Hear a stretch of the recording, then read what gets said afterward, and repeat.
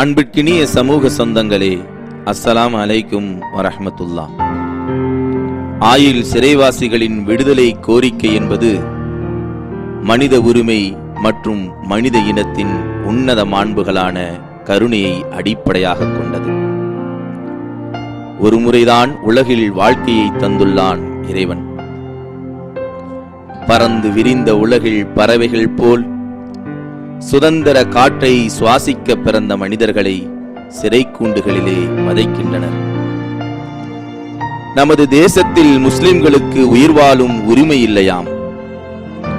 பின்தங்கிய நிலையில் இருக்கும் முஸ்லிம்கள் இடஒதுக்கீடு கோரினால் சிறைச்சாலையில் அதிக இடஒதுக்கீடாம். தமிழக சிறையிலே 10 ஆண்டுகளுக்கு மேல் முஸ்லிம்கள் மற்றும் அனைத்து ஆயுள் சிறைவாசிகளை விடுதலையின்றி நவீன அடிமைகளாக வாழ்ந்து வருகின்றனர். சிறை கொட்டடியில் மரணத்தையும் தழுவுகின்றனர். அவர்களின் குடும்பமோ தந்தையை எதிர்பார்க்கும் பிள்ளைகள், மகனுக்காக காத்திருக்கும் வயோதிக பெற்றோர்கள், கணவருக்காக காத்திருக்கும் மனைவிகள், வாழ்க்கையோடு நெருங்கிய உறவுகளை இழந்து விளிம்பில் நிற்கின்றனர். 10 ஆண்டுகளுக்கு மேலாக சிறையில் இருக்கும் முஸ்லிம் மற்றும் அனைத்து ஆயுள் சிறைவாசிகள் கருணையின் அடிப்படையில் விடுதலை செய். சிறையில் நடைபெறும் கொடும் சித்திரவதைகளை தடுத்து நிறுத்திடு. மனித உரிமை மீறலில் ஈடுபடும் சிறைத்துறை அதிகாரி மீது நடவடிக்கை எடு ஆகிய கோரிக்கைகளை வலியுறுத்தி கோவையில் பாப்புலர் ஃப்ரண்ட் ஆஃப் இந்தியா நடத்திய மாபெரும் ஆர்ப்பாட்டம். जिंदाबाद जिंदाबाद जिंदाबाद जिंदाबाद पॉपुलर फ्रंट जिंदाबाद पॉपुलर फ्रंट जिंदाबाद जिंदाबाद जिंदाबाद जिंदाबाद जिंदाबाद पॉपुलर फ्रंट जिंदाबाद पॉपुलर फ्रंट जिंदाबाद ஆர்ப்பாட்டம் மீது ஆர்ப்பாட்டம் ஆர்ப்பாட்டம் மீது ஆர்ப்பாட்டம் இது உரிமைக்கான ஆர்ப்பாட்டம் உரிமைக்கான ஆர்ப்பாட்டம் சிறைப்பட்டோர் விடுதலைக்காக சிறைப்பட்டோர் விடுதலைக்காக தொடர் முழக்க போராட்டம் தொடர் முழக்க போராட்டம் விடுதலை செய் விடுதலை செய் விடுதலை செய் விடுதலை செய் தமிழக அரசே விடுதலை செய் தமிழக அரசே விடுதலை செய். ஆயுள் சிறைவாசிகளின் விடுதலை கோரிக்கை என்பது மனித உரிமை மற்றும் மனித இனத்தின் உன்னத மாண்புகளான கருணையை அடிப்படையாக கொண்டது. அது யாசகமோ அல்லது இன்னும் அதில் கீழில் இருக்கக்கூடிய பதத்தை அடிப்படையாக கொண்டதல்ல. ஆயுள் சிறைவாசிகளின் விடுதலை என்பது மனித உரிமை மற்றும் மனித இனத்தின் உன்னத மாண்புகளான கருணையை அடிப்படையாக கொண்டது. இந்த வழிமுறை என்பது சங்க காலம் முதலே பின்பற்றி வரக்கூடிய ஒரு வழிமுறை என்பதை நாம் புரிந்து கொள்ள வேண்டும். அடிமைகளை விடுதலை செய்வது, கைதிகளை விடுதலை செய்வது, இவ்வாறு தன்னகத்தே அதிகார வட்டத்துக்குள் இருக்கக்கூடிய நபர்களை விடுதலை செய்யக்கூடிய வளமை என்பது சங்க காலத்தினுடைய வழிமுறை. இன்று வரை உலகத்தில் இருக்கக்கூடிய பல்வேறு தேசங்களில் பின்பற்றி வரக்கூடிய ஒரு வழிமுறை. அதே போன்று நம்முடைய தேசத்திலும் கூட அண்டை மாநிலங்களான கேரளத்திலும் கர்நாடகத்திலும் ஆந்திராவிலும் பெரும்பான்மையான மாநிலங்களிலே விழா காலங்களின் பொழுதும், சுதந்திர தினத்தின் பொழுதும், குடியரசு தினத்தின் பொழுதும், தலைவர்களுடைய நினைவு தினத்தின் பொழுதும் ஏதாவது ஒரு விழா காலத்தை மையப்படுத்தி சிறையில் இருக்கக்கூடிய கைதிகளை விடுதலை செய்யக்கூடிய ஒரு வழமை இன்றளவும் நாட்டில் இருந்து கொண்டிருக்கின்றது. நேற்றைய தினமும் கூட அண்டை மாநிலமான கேரளாவிலே ஒரு அறிவிப்பு செய்திருக்கின்றார்கள். 14 ஆண்டுகள் கழித்த ஆயுள் சிறைவாசிகளை குடியரசு தினத்திலே நேற்றைய தினத்திலே விடுவிப்பதாக ஒரு அறிக்கையை அந்த மாநில அரசு தந்திருக்கின்றது என்பதை நாம் புரிந்து கொள்ள வேண்டும்.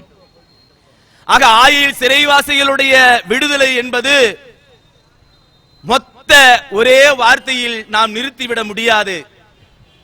கருணை கண்டு பாருங்கள், மன்னிப்பு தாருங்கள், அம்மா நீங்கள் எங்களுக்கு வாழ்க்கையை தாருங்கள் என்ற ஒரு பதத்தை மட்டும் நாம் எடுத்துக்கொள்ள முடியாது. இது ஒரு வழிமுறை, சங்ககாலம் முதல் பின்பற்றி வரக்கூடிய வழிமுறை, இன்று வரை தேசத்தில் ஒவ்வொரு மாநிலங்களும் பின்பற்றி வரக்கூடிய வழிமுறை, நம்முடைய தமிழகத்திலும் கூட பாரம்பரியமாக பின்பற்றி வரக்கூடிய வழிமுறை என்பதை புரிந்து கொள்ளுங்கள் சமூக மக்களே. 1986 உலக செம்மொழி மாநாடு நடக்கக்கூடிய நேரத்தில் ஆயுள் சிறைவாசிகள் விடுதலை செய்யப்பட்டிருக்கின்றார்கள், கைதிகள் விடுதலை செய்யப்பட்டிருக்கின்றார்கள். 1991 ஆண்டு 1992 ஆண்டு அதிமுக ஆட்சி காலத்தின் பொழுது ஆயுள் சிறைவாசிகள் விடுதலை செய்யப்பட்டிருக்கின்றார்கள்.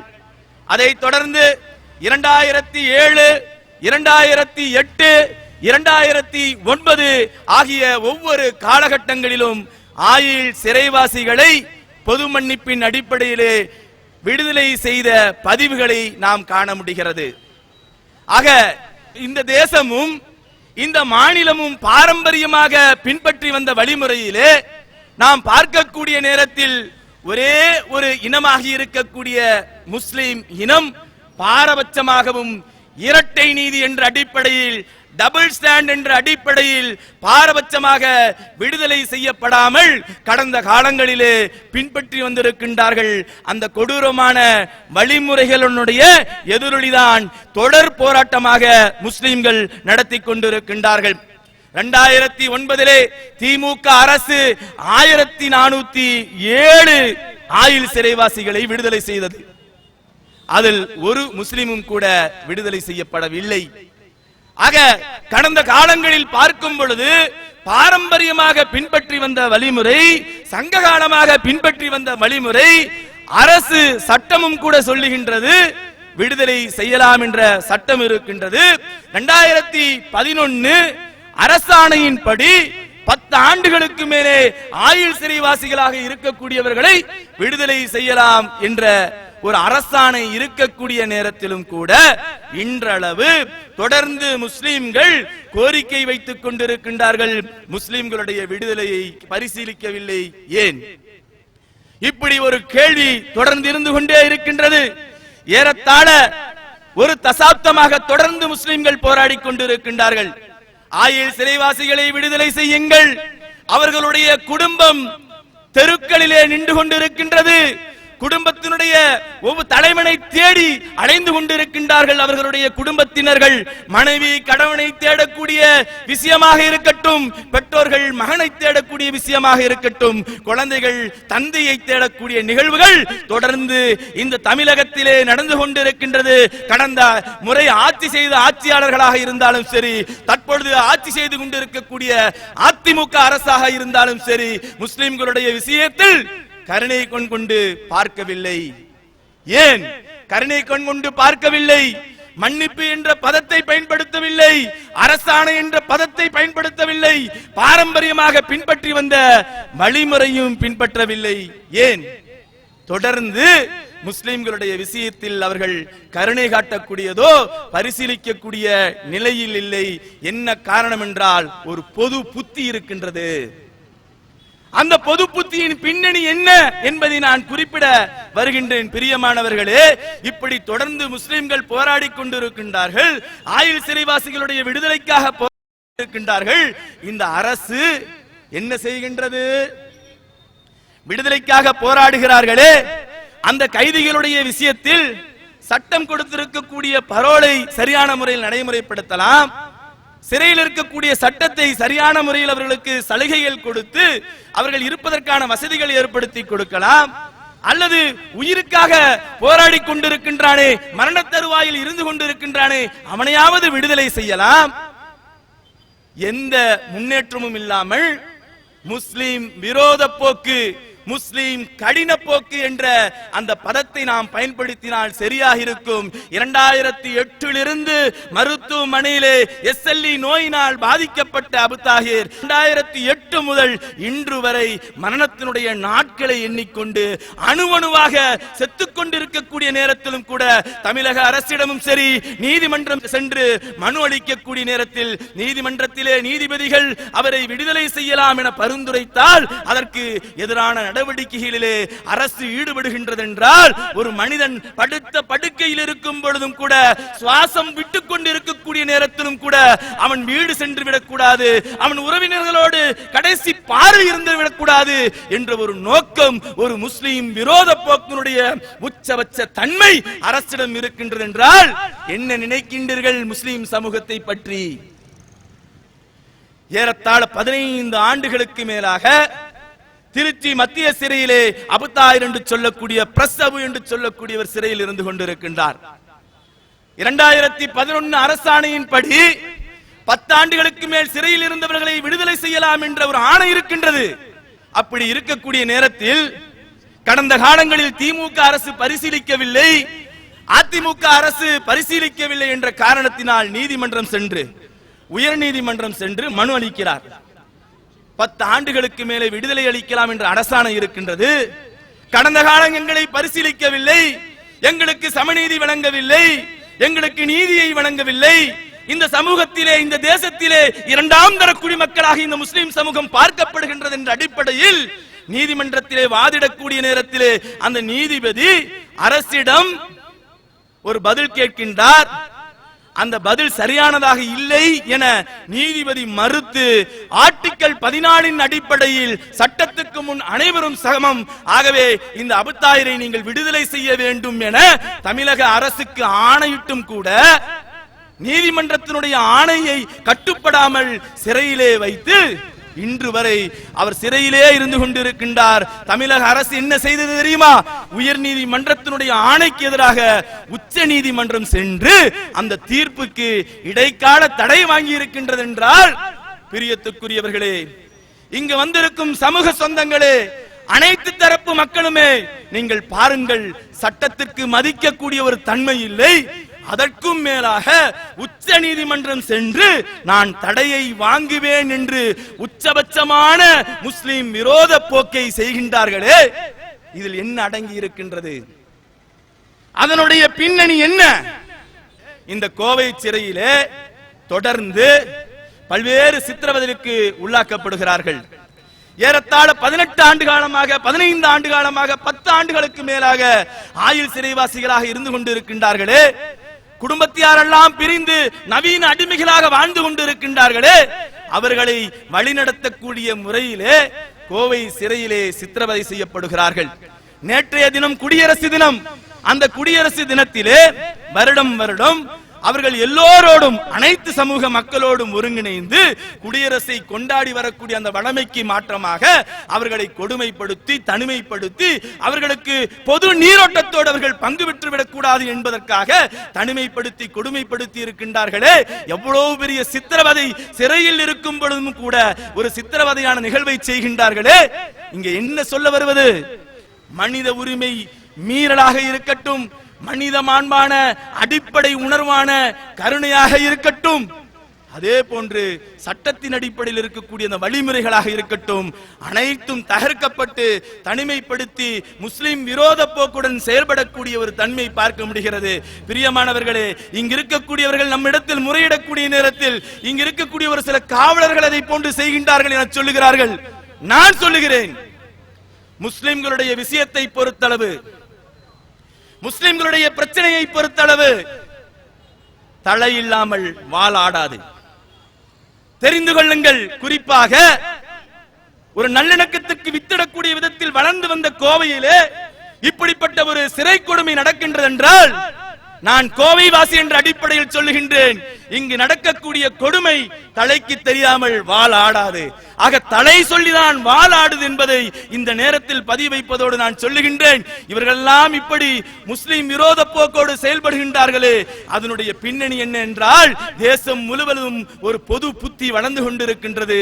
என்ன, ஓட்டு வங்கியை சேகரிப்பதற்கு ஒரு பொது எதிரியை அடையாளப்படுத்தி, இவன் தான் பொது எதிரி, இவன் தான் தீவிரவாதி, இவன் தான் பயங்கரவாதி, இவன் தான் அடிப்படைவாதி, இவனை அடக்கி ஒடுக்கினால் போதும் இந்த தேசம் நல்லாக இருக்கும், இந்த தேசம் சுமூகமாக இருக்கும் என்ற ஒரு மாயை ஏற்படுத்தி கொண்டு அவர்கள் ஓட்டு வங்கியை ஒருங்கிணைக்கக்கூடிய ஒரு பொது புத்தியை வளர்த்திக் கொண்டிருக்கின்றார்கள். அதே போன்று தமிழகத்தில் கடந்த காலங்களில் பார்க்கும் பொழுது ஆயுள் சிறைவாசிகளுடைய விடுதலை போராட்டமாக இருக்கட்டும், முஸ்லிம் இளைஞர்கள் கைது செய்யப்படக்கூடிய விஷயங்களாக இருக்கட்டும், ஒவ்வொரு விஷயங்களுக்கு பின்னணியிலும் அரசியல் நோக்கம் இருக்கின்றது, ஒரு பொது புத்தி இருக்கின்றது. அந்த பொது புத்தி என்னவென்றால், ஓட்டுகளை ஒருங்கிணைப்பது. அரசியல் கட்சியில் இருக்கக்கூடிய தலைவர்களுக்கு ஓட்டு, அதிகாரிகளுக்கு பதக்கம். இதை நாம் சமூகம் புரிந்து கொள்ள வேண்டும். இந்த சமூகம் ஆழமாக புரிந்து கொள்ள வேண்டும். இங்கு என்ன நடந்து கொண்டிருக்கின்றது? முஸ்லிம் சமூகம் ஒருங்கிணைந்து போராடுகிறார்கள், கூட்டம் கூட்டமாக போராடுகிறார்கள், குழந்தைகள் எல்லாம் போராடுகிறார்கள், தெரு தெருவாக போராடி கொண்டிருக்கின்றார்கள். பெண்கள் எல்லாம் தலை சாய்க்காமல் செவி சாய்க்காமல் இருந்து கொண்டிருக்கின்றார்களே, அதன் காரணமும் பின்னணியும் என்னவென்றால், முஸ்லிம் சமூகத்திற்கு எதிரான செயல்பாடுகள் தொடர்ந்து கொண்டே இருக்கக்கூடிய நேரத்தில் ஒரு பொது புத்தியின் அடிப்படையில் ஓட்டுக்களை ஒருங்கிணைக்க வேண்டும் என்ற அரசியல் ஆதாயம் பெற வேண்டும் என்று அரசியல்வாதிகளுக்கும் ஓட்டை ஒருங்கிணைக்கக்கூடிய நோக்கமும் அதே போன்ற ஒரு நோக்கம் அதிகாரிகளுக்கு, கருப்பாடுகளாக இருக்கக்கூடிய அதிகாரிகளுக்கு பதக்க வேண்டும் என்ற ஒரு நோக்கத்தை பார்க்க முடிகிறது. ஆக பிரியமானவர்கள், பல போராட்டங்களில் பங்கு பெற்று இருக்கின்றோம். ஆயுள் சிறைவாசிகளுடைய போராட்டங்கள் என்பது எங்களுடைய ரத்தத்தோடு கலந்தது. ஒரு காலம் விழமாட்டோம் என்பதை புரிந்து கொள்ளுங்கள். இதோ ஒரு பதாகையை ஒரு குழந்தை இட்டு இருக்கின்றால், என்ன தெரியுமா? ஆயுள் சிறைவாசிகளுடைய போராட்டம் என்பது அவங்களுக்கு வாழ்வு கிடைக்கும் வரை எங்களுடைய போராட்டம் தொடரும் என ஒரு சிறு குழந்தை இங்கே தூக்கி உயர்த்தி பிடித்திருக்கின்றார் என்றால் அதனுடைய பின்னணியை தெரிந்து கொள்ளுங்கள். அவர்களுடைய விடுதலை வரும் வரை இந்த போராட்டத்தை நாங்கள் நடத்தி கொண்டே இருப்போம். ஆக ஆயுள் சிறைவாசிகளுடைய போராட்டம் என்பது ஒரு குறுகிய வட்டத்தில் நாம் பார்த்துவிட முடியாது. நீண்ட காலமாக இந்த சமூகம் போராடி கொண்டிருக்கின்றது. அதற்கு விடை என்ன என்ற ஒரு கேள்வி நம்மவருக்கெல்லாம் வரலாம். ஆக ஆயுள் சிறைவாசிகளுடைய போராட்டத்தில் பிரியமானவர்களே, ஒரு புதிய வழிமுறையை நாம் வித்திட வேண்டும். ஒரு புதிய வழிமுறையை நாம் வித்திட வேண்டும். அந்த வித்தினுடைய முத்து எப்படி இருக்கும் என்றால், நான் சமூகத்துக்கு ஒரு அழைப்பாக சொல்லுகிறேன், ஆளும் வர்க்கத்திற்கு ஒரு எச்சரிக்கையாக சொல்லுகிறேன், சமூகத்திற்கு ஒரு அழைப்பாக சொல்லுகிறேன், ஆளும் வர்க்கத்திற்கு ஒரு எச்சரிக்கையாக சொல்லுகிறேன். பறந்து விரிந்த பார்வையோடு அனைவரும் ஒருங்கிணைந்து போராட வாருங்கள். பறந்து விரிந்த பார்வையோடு அனைவரும் ஒருங்கிணைந்து போராட வாருங்கள். அரசியல் ரீதியாக தாக்கம் ஏற்படுத்த வேண்டுமா? ஒரே நீதியின் முழக்கம், நீதிமன்றத்தின் ஆணையை அரசு நடைமுறைப்படுத்த வேண்டுமா? ஒரே நீதியின் முழக்கம் ஓங்க வேண்டும். மருத்துவமனையில் நீண்ட நாட்களாக மரண தருவாயில் இருக்கும் அபுத்தாகிர் கடைசி நேரத்தில் அவர்களுடைய உறவுகளோடு மரணிக்கக்கூடிய ஒரு தருவாய் வேண்டுமா? அனைவருக்கும் ஒரே நீதியின் முழக்கம் வேண்டும். நம் சமூக பெண்கள், குழந்தைகள் நீண்ட காலமாக, நீண்ட நாட்களாக இந்த போராட்ட களத்திலே போராடி கொண்டிருக்கின்றார்களே, அவர்களுக்கு ஒரு சிறு ஓய்வு கொடுக்க வேண்டுமா? அதற்கு முற்றுப்புள்ளி வைக்க வேண்டுமா? ஒரே நீதியின் முழக்கம் வேண்டும். அந்த என்ன அந்த நீதியின் முழக்கம்? என்ன அந்த நீதியின் முழக்கம்? ஆழ பதிந்து கொள்ளுங்கள். ஆயுள் சிறைவாசிகளின் விடுதலையில் எங்களின் வாழ்வுண்டு. ஆயுள் சிறைவாசிகளின் விடுதலையில் எங்களின் வாழ்வுண்டு என்பதை புரிந்து கொள்ள வேண்டும். அதனுடைய அர்த்தம் என்ன? எங்களின் வாழ்வு, முஸ்லிம்களின் வாழ்வு. அரசியல்வாதிகளாக இருக்கட்டும், ஆட்சியாளர்களாக இருக்கட்டும், அதிகார வர்க்கத்தில் இருக்கக்கூடியவர்களாக இருக்கட்டும், அனைவரிடத்திலும் பறைசாட்டுங்கள். வரக்கூடிய நபர்களிடத்தில் எல்லாம் பறைசாட்டுங்கள். ஆயுள் சிறைவாசிகளுடைய விடுதலையில் எங்கள் வாழ்வுண்டு. ஓட்டு கேட்க வருவார்களா? சொல்லுங்கள், ஆயுள் சிறைவாசிகளின் வாழ்வில் எங்களுக்கு வாழ்வுண்டு. பட்டி தொட்டி எல்லாம் பரப்புங்கள், ஆயுள் சிறைவாசிகளின் விடுதலையில் எங்களுக்கு வாழ்வுண்டு. நீதிமன்றத்தில் ஒலிக்கட்டும், சட்ட சபையில் ஒலிக்கட்டும், நாடாளுமன்றத்தில் ஒலிக்கட்டும், எல்லா இடங்களில் ஒலிக்க வேண்டும். எல்லா சமூக மக்களிடத்திலும் அதனுடைய நியாயத்தை எடுத்துச் சொல்லுங்கள். நாங்கள் யாசகம் கேட்கவில்லை, சட்டத்துக்கு புறம்பானதை கேட்கவில்லை, கருணையின் அடிப்படையிலே சட்டம் தந்திருக்கக்கூடிய வழிமுறையின் அடிப்படையில் கேட்கின்றோம் என்று அதை பறைசாட்டக்கூடியவர்களாக நாம் இருந்தோம் என்றால் அந்த நீதியின் முழக்கத்தை என்னுடைய பிரச்சனை, எங்களுடைய பிரச்சனை என்பதாக தமிழகத்தில் இருக்கக்கூடிய எல்லா மக்களிடத்திலும் நாம் ஊட்டக்கூடிய நேரத்திலே நிச்சயமாக ஒரு நாள் வரும், இன்ஷா அல்லாஹ், அந்த சிறைவாசிகள் சுதந்திர காத்தை சுவாசிப்பார்கள். அவர்களோட குடும்பத்தோடும் அவர்களுடைய பிள்ளைகளோடும் இந்த சமூகத்தோடும் நல்லிணக்கத்தோடு அவர்களுடைய வாழ்க்கையை அமைத்துக் கொள்வார்கள் என்பதை பிரியமானவர்களே இந்த நேரத்தில் பதிய வைத்துவிட்டு இறுதியாக சொல்கிறேன், ஆயுள் சிறைவாசிகளின் விடுதலையில் எங்கள் வாழ்வுண்டு. பாப்புலர் ஃப்ரண்ட் ஆஃப் இந்தியா ஜிந்தாபாத். அன்பானவர்களே, பாப்புலர் ஃப்ரண்ட் ஆஃப் இந்தியாவை பொறுத்த வரைக்கும் ஆயுள் சிறைவாசிகளுடைய விடுதலைக்காக வேண்டி நீண்ட நெடுங்காலமாக தொடர்ந்து குரல் கொடுத்துக் கொண்டிருக்கின்றது. இது ஏதோ வானத்திலிருந்து குறித்து வரக்கூடிய ஒரு புதிதான ஒரு கோரிக்கை அல்ல. தமிழ் ஆண்டாண்டு காலமாக நடைமுறையில் செயல்படுத்திக் கொண்டிருந்த, இப்பொழுது நிறுத்தி வைத்திருக்கின்ற இந்த ஆயுள் கைதிகளுடைய, ஆயுள் சிறைவாசிகளுடைய விடுதலைத்தான் நாங்கள் கோருகின்றோம். 91 செய்தீர்கள், 92 செய்தீர்கள், அதற்கு பிறகு 2007 செய்தது திமுக அரசு. கலைஞர்கள் சொன்னார்கள் நெஞ்சுக்கு நீதி என்றார். என்ன நெஞ்சுக்கு நீதி? 1407 கைதிகள் விடுதலை, ஆனால் அதில் ஒரு முஸ்லீம் கூட இல்லை, முஸ்லிம்களுக்கு விலக்கு. இதுதான் நெஞ்சுக்கு நீதியா? நான் மக்களின் முதல்வர், மக்களுக்காக வாழ்கின்றேன், எனக்காக யாருமே இல்லை, உங்களுக்காக நான் இருக்கின்றேன், உங்கள் சகோதரி பேசுகின்றேன் என்று வாட்ஸ்அப்பில் தகவலை அனுப்பி கொண்டிருக்கின்றீர்களே, உங்களுக்கு எங்களுடைய குரலில் கேட்கவில்லையா? நாங்கள் மக்களாக தெரியவில்லையா? உங்களில் ஒருவராக உங்களுடைய கண்களுக்கு நாங்கள் தெரியவில்லையா? ஏன் இந்த அநீதி? ஏன் இந்த பாரபட்சம்? ஏன் இந்த இரட்டை நிலை என்பதுதான் எங்களுடைய கேள்வி. அப்படி என்ன முஸ்லிம்கள் மீது உங்களுக்கு வெறுப்பு? யாரை கண்டெஞ்சுகின்றீர்கள்? எதை கண்டு பயப்படுகின்றீர்கள் என்பதை நீங்கள் தெளிவுபடுத்த வேண்டிய தருணத்திலே இப்பொழுது இருந்து கொண்டிருக்கின்றீர்கள். ஏனென்றால் இன்னும் சில மாதங்களே, ஓரிரு மாதங்களே உங்களுக்கு இருந்து கொண்டிருக்கின்றது, உங்களுடைய ஆட்சி முடிவடைய இருக்கின்றது. இந்த தருணத்திலாவது உங்களுடைய முரட்டு மௌனத்தை கலைத்துவிட்டு நீங்கள் முஸ்லிம்களுடைய இந்த கோரிக்கைக்கு பதிலளிக்க கடமைப்பட்டிருக்கின்றீர்கள். அதை நினைவுபடுத்தும் வண்ணம் தான் பாப்புலர் ஃப்ரண்ட் ஆஃப் இந்தியா இந்த ஆர்ப்பாட்டத்தை நடத்தி கொண்டிருக்கின்றது. ஏன் இந்த பாரபட்சம்? ஒரு சினிமா நடிகர் சஞ்சய் தத் விடுதலையாக இருக்கின்றார். அவர் சாதாரண வழக்கின் கீழெல்லாம் கைது செய்யப்படல. ஆம்டு ஆக்ட் என்று சொல்லக்கூடிய தடை செய்யப்பட்ட ஆயுதங்களை அவர் வீட்டில் பதுக்கி வைத்திருந்தார் என்று சொல்லக்கூடிய அந்த சட்டப்பிரிவின் கீழ் தான் அவர் கைது செய்யப்பட்டார். தடா என்ற சட்டம் தான் அவர் மீது பிரயோகிக்கப்பட்டது. 5 ஆண்டுகள் சிறை தண்டனை வழங்கப்பட்டது. 5 ஆண்டுகள் சிறை தண்டனை வழங்கப்பட்டது. ஆனா ஒரு வருஷத்தில் 365 நாட்களில் 118 நாட்கள் பரோல். 365 நாள் வருஷத்துல அதுல 118 நாட்கள் பரோலில் வந்து என்ன செய்யறார்? அவரு உடம்புக்கு சரியில்லையா? இல்ல இப்போது சகோதரர் அபுதாஹிர் படுத்த படுக்கையாக எழுதி நிற்க முடியாமல், நடக்க முடியாமல், தன்னுடைய சுய தேவைகளை நிறைவேற்றிக் கொள்ள முடியாமல் துடித்துக் கொண்டிருக்கின்றாரே, அவரை போன்றவரா சஞ்சய் தத்? குடியும் கும்மாளவுமாக தன்னுடைய சினிமா துறையில் ஷூட்டிங்குக்காக வேண்டி, படம் எடுப்பதற்காக வேண்டி அரசிடம் கோரிக்கையை வைத்து 365 நாட்களில் 118 நாட்களை ஒரு திரைப்படத்தில் நடிப்பதற்காக வேண்டி இந்த அரசாங்கம் அனுபவித்துக் கொண்டு படுத்த படுக்கையாக இருக்கக்கூடிய ஒரு முஸ்லிம் சிறை கைதியை இன்று வரைக்கும் விடுதலை செய்யாமல் வைத்திருக்கிறது என்றால் இதனுடைய விஷயம் என்ன? முஸ்லிம்கள் தெரிந்து கொள்ள கடமைப்பட்டிருக்கின்றார்கள். 365 நாட்கள்ல 118 நாள் பரோல்.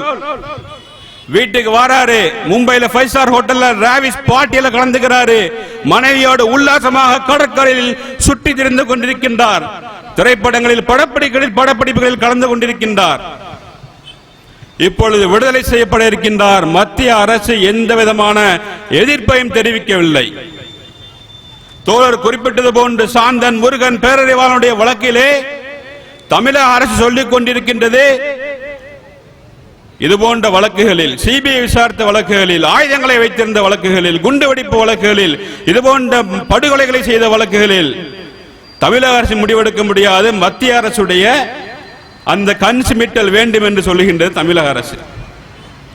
ஆனால் பாஜக அரசோ சஞ்சய் தத்துடைய விஷயத்திலே எந்த விதமான எதிர்ப்பையும் காட்டவில்லை. இப்போது மத்தியில் இருக்கக்கூடியது பாஜக அரசு, மும்பையை ஆண்டு கொண்டிருப்பதும் பாஜக அரசு. இதே சஞ்சய் தத்திற்கு குண்டுவெடிப்பு வழக்கில் தொடர்புடைய ஆயுத சட்டத்தின் கீழ் கைது செய்யப்பட்டுள்ள அவருக்கு விடுதலை வழங்கப்பட இருக்கின்றது. இப்பொழுது நீதிமன்றத்திலே ஒரு தடை கோரி வழக்கு தொடுக்கப்பட்டு நிலுவையில் இருக்கின்றது. ஆனால் அரசு எடுத்த முடிவின்படி அவர் பிப்ரவரி 27 அன்று விடுதலை செய்யப்பட வேண்டும். இப்போது வழக்கு நிறைவேறி இருந்து கொண்டிருக்கின்றது. இதில் விஷயம் என்னவென்றால், பாஜக அரசு எந்த எதிர்ப்பையும் தெரிவிக்கவில்லை. பாஜக அரசை இப்பொழுது இங்கு நினைவுபடுத்த காரணம் என்னவென்றால், அதிமுக அரசு முஸ்லிம் கைதிகளுடைய விடுதலை விவகாரத்தில் பாஜகவை கண்டு எங்கே அஞ்சிக் கொண்டிருக்கின்றதோ என்ற சந்தேகம் எங்களுக்கு இருக்கின்றது. அதனால் தான் சொல்லுகின்றோம், நீங்கள் முஸ்லிம் ஆயுள் சரி கைதிகளுடைய விஷயமாக இருக்கட்டும், அல்லது இந்த 3 தமிழர்களுடைய விஷயமாக இருக்கட்டும், நீங்கள் பாஜகவுடைய விமர்சனத்திற்கோ அல்லது அவர்களுடைய அச்சுறுத்தலுக்கோ அஞ்ச வேண்டாம். தைரியமாக முடிவெடுங்கள். உங்களோடு நாங்கள் இருக்கின்றோம், உங்களோடு பாப்புலர் ஃப்ரண்ட் ஆஃப் இந்தியா இருக்கும். நீங்கள் தைரியமாக முடிவெடுப்பதில் வல்லவர் என்பதை நாங்கள் கேள்விப்பட்டிருக்கின்றோம். முதல்வர் அவர்களே, எங்களுடைய கோரிக்கை வேறு ஒன்றுமல்ல. 10 ஆண்டுகளுக்கு மேலாக சிறைவாசம் அனுபவித்துக் கொண்டிருக்கக்கூடிய அனைத்து சிறைவாசிகளையும் நீங்கள் பாரபட்சம் இல்லாமல் விடுதலை செய்திட வேண்டும். எங்களுடைய கண்களில் இருந்து பணித்துக் கொண்டிருக்கக்கூடிய அந்த கண்ணீருக்கு நீங்கள் பதில் அளித்திட வேண்டும் என்பதுதான் எங்களுடைய கோரிக்கையாக இருந்து கொண்டிருக்கின்றது. சிறை ஒரு மனிதனை மாற்ற வேண்டும். இப்பொழுது என்ன நடந்து கொண்டிருக்கின்றது? ஒருவர் மரணமாக வந்தார், ஜனாசாவாக வந்தார். கடந்த வாரத்திலே அபுதாஹிரை பார்க்க மருத்துவமனைக்கு செல்லக்கூடிய வாய்ப்பை அல்லாஹ் ஏற்படுத்தி கொடுத்தான். இவ்வளவு மோசமாக உடல்நிலை பாதிக்கப்பட்டிருக்கக்கூடிய ஒரு நபரின் மீது இந்த அரசு கருணை பார்வையை காட்டவில்லை என்றால், முஸ்லிம்களுடைய விவகாரத்திலே நீங்கள் என்ன நினைத்துக் கொண்டிருக்கிறீர்கள் என்பதை எங்களுக்கு தெளிவுபடுத்த கடமைப்பட்டுள்ளீர்கள். இரண்டாவதாக, சிறை கொடுமைகள். இன்றைக்கு இருக்கக்கூடிய சிறைத்துறை அதிகாரிகள் முஸ்லிம்களை சுதந்திர தினம் கொண்டாடக்கூடாது, குடியரசு தினம் கொண்டாடக்கூடாது, அங்கே நிற்கக்கூடாது, இங்கே நிற்கக்கூடாது, நீ இப்படி இருக்கக்கூடாது, அப்படி இருக்கக்கூடாது என்று காட்டு மரணத்தனமாக அசுர குணத்தை காட்டிக் கொண்டிருக்கின்றார்கள். தமிழக முதல்வர் அவர்களே, நீங்கள் பதிலளியுங்கள், நீங்கள் பதிலளியுங்கள். இது உங்களுக்கு தெரிந்து நடக்கின்றதா, தெரியாமல் நடக்கின்றதா? கோவை சிறையிலே ஊழல்கள் நடந்து கொண்டிருக்கின்றது. சிறைவாசிகளுடைய உழைப்பை உறிஞ்சிக் கொண்டிருக்கின்றார்கள் என்ற தகவல் வெளியே வந்து கொண்டிருக்கின்றது. இது உங்களுக்கு தெரியாது என்றால், நீங்கள் இந்த அநியாயத்தை செய்து கொண்டிருக்கக்கூடிய, இந்த ஊழலை செய்து கொண்டிருக்கக்கூடிய, இந்த சித்திரவதை செய்து கொண்டிருக்கக்கூடிய இந்த சிறைத்துறை அதிகாரிகள் மீது உடனடியாக நடவடிக்கை எடுத்திட வேண்டும் என்பது எங்களுடைய கோரிக்கை. இல்லை, இதில் எனக்கும் பங்கிருக்கின்றது என்று நீங்கள் சொன்னால், வர இருக்கின்ற சட்டமன்ற தேர்தலை உங்களுக்கு நாங்கள் நினைவுபடுத்திக் கொள்ள ஆசைப்படுகின்றோம். அருமையானவர்களே, தமிழக அரசு கருணை கண் கொண்டு வர இருக்கின்ற தேர்தலுக்கு முன்பாக முஸ்லிம் ஆயுள் சிறைவாசிகளுடைய விடுதலை தொடர்பான செய்தியை நீங்கள் உடனடியாக அறிவித்திட வேண்டும். இல்லை, உங்களை சிறை கொட்டடைகளில் வைத்து சித்திரவை செய்து அழகு பார்ப்பதுதான் என்னுடைய நோக்கம். என்னுடைய மகிழ்ச்சி எல்லாம் நீங்கள் வேதனைப்படுத்தியிருக்கின்றது. உங்களுடைய கண்ணீரை கண்டு நான் மகிழ்ந்து கொண்டிருக்கின்றேன். உங்களுடைய ரத்தம் எனக்கு மிகவும் சுவையாக இருந்து கொண்டிருக்கின்றது, உங்களுடைய ரத்தத்தை குடிக்க நான் மிகவும் ஆவலாக இருக்கின்றேன் என்று நீங்கள் நினைத்தால் எங்களுடைய ரத்தங்களை எல்லாம் கொடுக்க நாங்கள் தயாராக இருக்கின்றோம். எங்களுடைய ரத்தத்தை குடித்தவுடன் நீதியின் பாதை உங்களுக்கு தெரியும். எங்களுடைய ரத்தத்தை குடித்ததற்கு பிறகு நீதி என்ற வார்த்தையின் அர்த்தம் உங்களுக்கு புரியும் என்பதை உங்களுக்கு நான் இப்போது சொல்லிக்கொள்ள கடமைப்பட்டுள்ளேன். எங்களுடைய போராட்டம் இதோடு ஓய்ந்து விடாது. இங்கு இருக்கக்கூடிய மழலைகளும் எங்களுடைய தாய்மார்களுடைய வயிற்றிலே வளரக்கூடிய ஒவ்வொரு கருவும் நீதிக்காக போராடும் என்பதை இந்த தருணத்திலே நான் சொல்லிக் கொள்கின்றேன். பிறக்கக்கூடிய ஒவ்வொரு குழந்தையும் நீதிக்காக போராடும். நீதி கிடைக்கும் வரை நாங்கள் ஓயமாட்டோம் என்பதை கூறிக்கொண்டு எங்களுடைய கோரிக்கையை கருணை கொண்டு பார்க்க வேண்டும் என்ற அந்த வேண்டுகோளுடன் என்னுடைய உரையை நிறைவு செய்கின்றேன். அஸ்ஸலாமு அலைக்கும் வரஹ்மத்துல்லாஹி வபரகாத்துஹு.